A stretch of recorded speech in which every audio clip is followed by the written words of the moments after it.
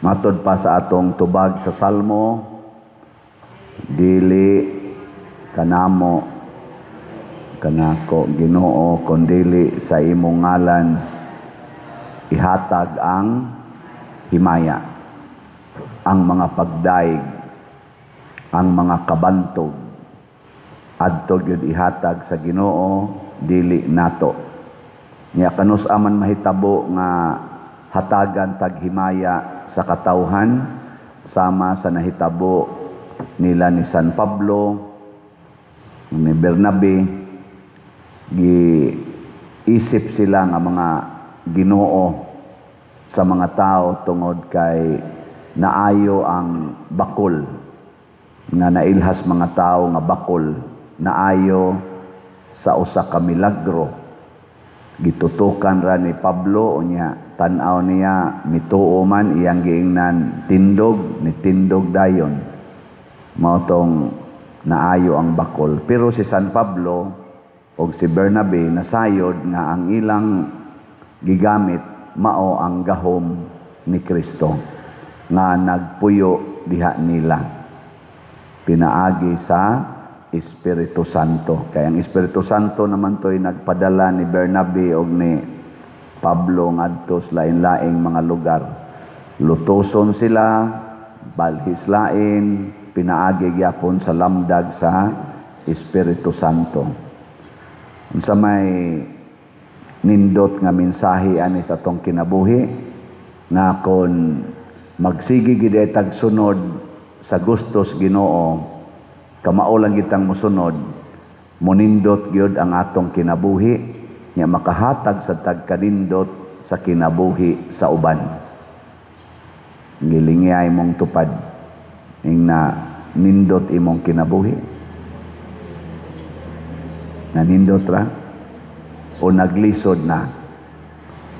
Naglisod. Karon matod pa sa survey ni sakag yung maayo ang mga cases sa depression o kaning hikog bisan sa mga batanon. Mao na roy present nga phenomenon. Ngano man na tungod kay wa naman tahariis Ginoo. Unya ang mga tao karon sa nailang word nga gamiton karon atat. Unsa man ang atat?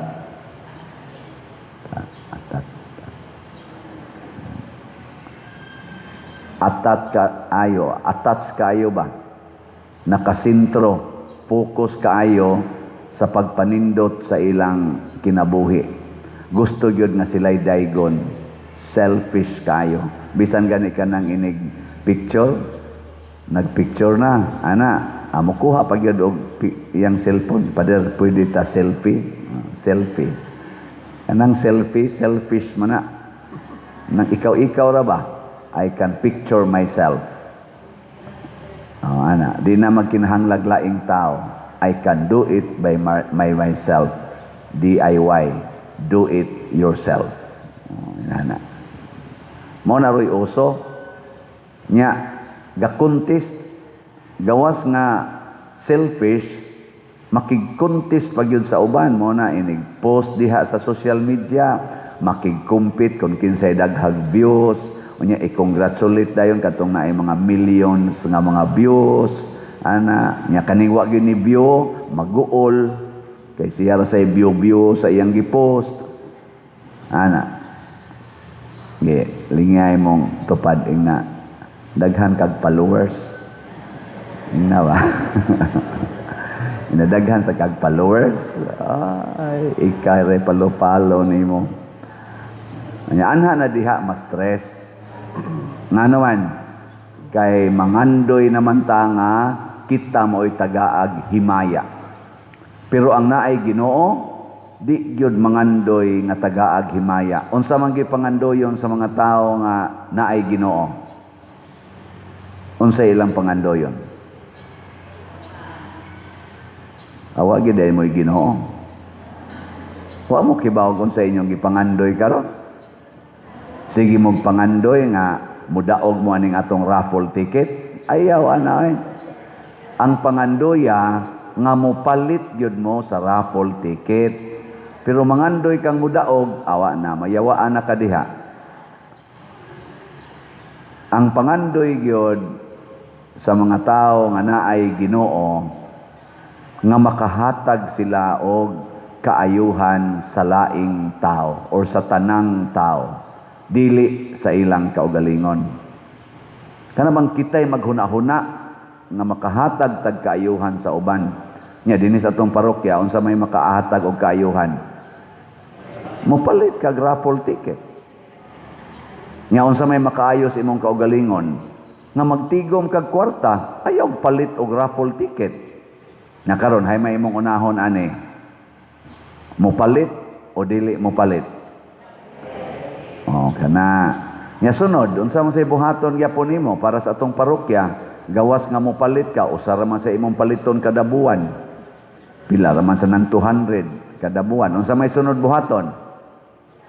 Mamaligya, suruya ng mga tao nga imong kaila, baligyai og ticket. Balik-baliki, mura ba ka na bang manuroy isda? Kat kita mo ng manuroy isda diya.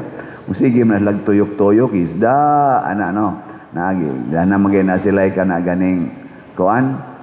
Sa tawag ana kanang migapon, speaker, trompa. Oh. Nindot siguro mga kuan dinhi, mga organizations ba? Mag-abang mong sakyanan, niya butangig trompa, niya isuroy nga to sa atong tanang barangay. Ticket! Raffle ticket! Oh, tag 200. Niya ang premyo. Duha ka buok premyo ani. Unsa may premyo ana? Gikan sa Ginoo o gikan sa tao. Unsa may premyo sa Ginoo? Kada ticket nga imong paliton, i-times og 100 times ang imong premyo. O mo na premyo sa Ginoo, 100 times. So 200 kada ticket, kada nimo palit naa na kay paabuton sa Ginoo nga tag 20,000. Di ba? Lingay mong tupad. Tuo ka. Mo tuo ka. Na kada nimo palit og ticket i-times gyud 100. Tuo mo na. Unya unsa may premyo sa tao para aning atong raffle ticket. Nanas atong screen, unsa may premyo diha? First prize 500,000 o sa kabuok. Second prize 100,000 5 kabuok. Third prize 50,000 8 kabuok. Daghana. Unya consolation prize 15,000 40 kabuok. Daghan na ba na? Jutay pa. Daghan na, pero di jud ka mataghapan ana. So, pagtagap nga daghan sa gayo ang atong mga tickets sa pagkakaroon gani 7,993 na ka-tickets ang atong nahalin. Pakpak. Naapag 45 ka pledges. Unya 11 ang na-remit na napay 34 nga wa pa ma-remit. Tag 20,000 sa ni kaning 45 ka gitawag natog one-stop challenge. Nya unsa man pagpalit og ticket, ato na lang sa ning i-discuss. Unsa man? Diha sa atong opisina, diha sa gawa sa atong simbahan, diha mga ticket baligya.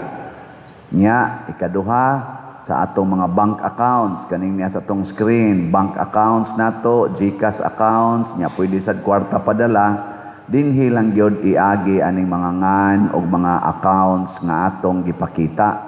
Ayaw gamitan ng wa dinhi sa atong screen kay masaag unya. Nya naa sa roy galakaw-lakaw nga mga tawo nagdag mga tickets gibaligya kay ato sa na silang gitugutan nga mamaligya atos mga opisina, kompanya, mga eskwelahan tingali, mga silingan, pero siguro alang gyud nga kasaligan ang naong sa taong imong gipalitas ticket. Ayaw ng mga sigahog mata siguro niya kanang hait kay kapapangig. Okay, basig. Dili na kaabot din ako lang ning gihisgutan kay mao man ni ang makaayo sa atong simbahan karon. ug unsa may atong mga project nga gitagan-an ani. Una, ang atong bell tower na natay hapit na mahuman, murag 65% na ang or 70% na ba pintal na lay kuwang ana. Tingali niya ang atong adoration chapel. Murag naa na sad na siya sa mga 50% ang nahuman ana. Niya ang atong CR, bagong CR diha gyapon ubos sa bell tower. Nanasad na tingali siya ros mga 10% ang nahuman. Nya sunod ang ato mga lingkuranan, ato ning ilisan ato lingkuranan. Lingkuranan nato kana siya raw pa lang na nga design pero napanay mga kuan na improved katong actual na gyud. Pero maura nang gitas unona. Maghimo sa tadihag mga 90 tingali ka buok more or less ka mga bag-ong lingkuranan. Na naman tay 3C nga pila to 9 kabuok nga nakadonate na nitong niaging pag-solicit nato para repair unta diha tag 55,000 i-appeal nato sa kwintada unya sa mga mudonate. Unya kana sang atong buta pumero diha hazard naman kay na ato na sana siyang gubon niya atong ilisan og Walk of the Apostles. Tanawa ang naong ana, di ba? Nindo tanaw no? Bati. Nindot na wa na itis langgam diha. Di na tamatuan inig kamino nato, no? Di na tamatuas iti. Nya dili na sad na muali sa atong simbahan, labaw tanan di na ta mahulgan, posibleng mahulgan ana mga sin nga nagbitay diha kanang mga trusses nga gipangtaya nagmaayo padong na sad na mga hog. Dagkot ka diha, mahulgan kag usa ka mga duha ka dangaw anang puthaw didto, mauhog si imong nya ang pari pag maatlan. Isa kay may tabo. So, di ka babaw kataas ana, 5-story na. Equivalent nag 5-story building. Nya mahulgan kagikan didto padong na nimo. Or katubang sin nga nagbitay ron diha nga sige ra maghapak ang hangin magtingog-tingog ana malaksi na nya maglupad nya moigo si mong liog nya ang maatlan mga lektor ato na ato na siya diyang mo gasto gyapon na. So kini mga kaayuhan man di na to hunahuna natong kaugalingon kitang mga territorial parishioners o kamo mga online parishioners. Ala, palitag ticket. Unsa man say gikinahanglan ros Pilipinas, impeachment o paghiusa sa mga leaders? Kana nga ngato untang Congress, ang atong legislative, ang atong executive ningkamot unta nga magkahiusa sila dili magsigig away, mag-impeachment. Unsa hinuon nga kalisod aning atong kahimtang karon, kadagko aning mga kwartang nangawa, kadako na sa atong utang niabot nag 19 trillion ang atong utang unya mag-away pagid ta. Pareha na bang banag asawa, dako kay mog utang, unya mag-away pagid mo, makabayad mo sa inyong utang. Dili oy. Paghiusa, tanawag asa mo magkahiusa, asa man ta magkasinabtanay, dili asa ta magpadayon og away. Impeachment man noon nako unsa man sila kamabaw ba og gugma aning mga tawhana giilik man ta ni nato sila mura mag-proud kay sila nga ma-impeach mamakpak pa kay na-impeach na sa di pa mo to impeach di ay mura na decide na nila nga na ay probable cause nya ipasa na sa plenary namakpak mo nga i-impeach ang vice presidente nga gibutaran og 32 million pagkataphaw og hunahuna aning mga kongres. Mag-uol unta ka. Isip Pilipino ba? Mag-uol ta nga ang atong gipili nga vice presidente ang ayan di ay i-impeach kaguol ana pangitaan ka natong paagi nga makuano mahilot-hilot og tinuod man na. Pero nagduda sa kung dili tinuod nga angayang i-impeach ang vice presidente sa mga nahitabo lang karon sa iyang gibuhat. Di jud ko motuo ana, personal na akong conviction. Nga naman, confidential fund imong i-accuse. Unya salin nga wa magtakdo og ang amlak imong i-accuse. Pagkamabaw, pagkataphaw. Kung siya pa'y hinungdan nga nawa tong mga kwarta sa flood control nga 1.3 trillion sa Bana-Bana, kadtong Maharlika Fund nawa nga mga 250 billion, nawa kadtong mga kwarta sa PhilHealth nga 60 billion ang wa gyud mauli, kadtong mga Maharlika ang sa patong uban ang program fund nga gipamutang ang program fund, gibalhin sa ang program fund nga mga 800 billion kuno nya nawa lang, wa nay nakit-an. Kadtong atong gold nga 29 tons gibaligya nga mga 130 billion batoy halin ato nga wa say kwintada hain to padong. Ang tao nga responsable ato maoy angayang i-impeach kay porting dako ag damage adto sa atong nasod. Kana manong confidential fund nga way klaro nga basihanan, kana manong salin versus amlak, way klaro gyapong basihanan, lalisonon pa kaayo. Kadtong nangawa ang kwarta din agito lalisonon, naay 18 Marines nga nisulti, dili imbestigahan, naay Gutisa nga nisulti, naay Saldico nagpadagyo mga pictures, nagsulti wa imbestigahe. Karon isulti na sa Romualdez nga dili siya may mastermind. Sa ato pa nahibaw siya kinsay mastermind. Atong imbestigahon kinsay iyang nahibawan. Kana mao nay angayang i-impeach og impeachable man na siya. Dili ang vice presidente nga questionable kayo gamay pagyog kaing amount. Hain naman ang atong gugma para sa atong nasod. Tungod kay wa na tagiyahi sa Espiritu Santo. Kanirwang ako mga critics, dayog ingon, namulitika ka, Father. I am very concerned about the justice and morality sa atong nasod o kitang mga Pilipinos. Mao nang ihisgot na kong politika, kay kanang galingko dihas politics nato karon sa gobyerno, mga Katoliko man na, kasagaran, hain naman ang ilang Espiritu Santo, hain namang ilang pagtuo, paglaom o paghigugma sa atong doktrina sa simbahang Katoliko nga magpadara man sila anang kwarta.